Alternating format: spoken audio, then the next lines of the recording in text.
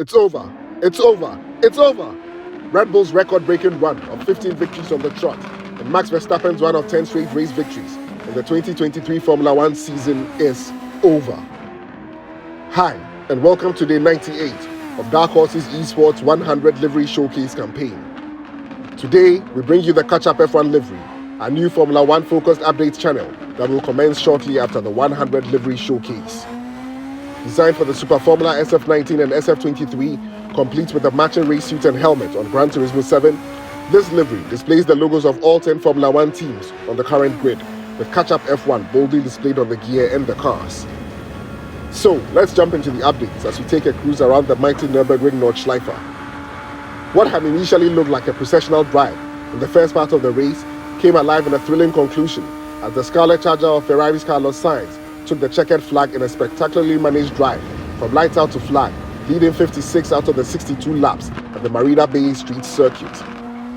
Once again showing his mettle and form as he executed his smooth operator plan to take his second career victory in Formula One for Scuderia Ferrari. He strategically defended against the mounting threat of the Mercedes cars of George Russell and Lewis Hamilton on new medium tyres towards the closing laps of the race by giving McLaren's Lando Norris a measured DRS tool to protect against the charging black arrows of Mercedes. After a near-perfect weekend and an incredible race, while closing in on the papaya McLaren of Lando Norris on the 62nd and final lap, the Mercedes of George Russell found the barriers in a cruel twist of fate, ending his race as he toppled from third, handing the place to his teammate Lewis Hamilton, who threw in the fastest lap to take the bonus point after Mercedes successfully pulled off a two-stop strategy to strap on some medium rubber tires toward the latter end of the race. This, in effect, elevates Lewis to third in the Drivers' Championship standings, leapfrogging Aston Martin's Fernando Alonso by 10 points. Speaking of Alonso, he managed to pick up a 5-second time penalty for cutting the pit lane line and survived a pit stop nightmare, as well as a spin that put him last among the running order. Overall, a disappointing weekend for Aston Martin, as it was announced before the start of the Grand Prix that Stroll would be sitting out following his crash in qualifying yesterday.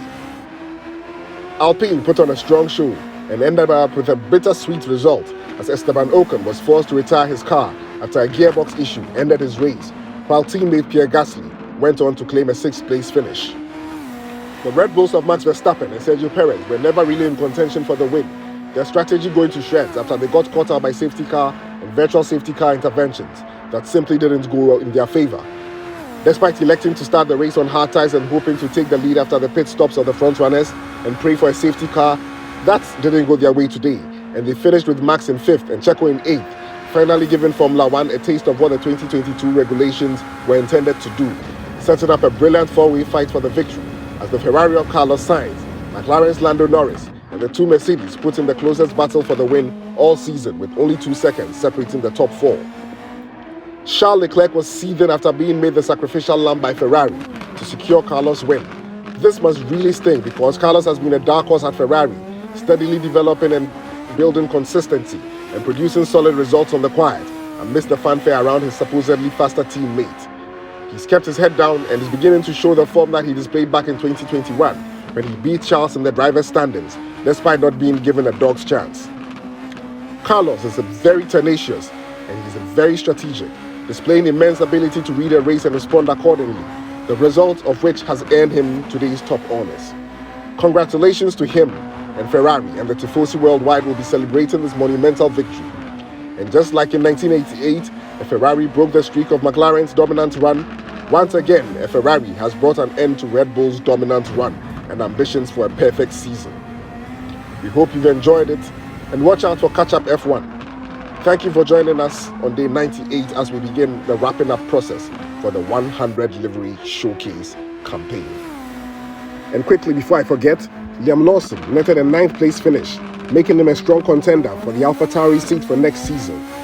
Thank you, and we'll see you tomorrow.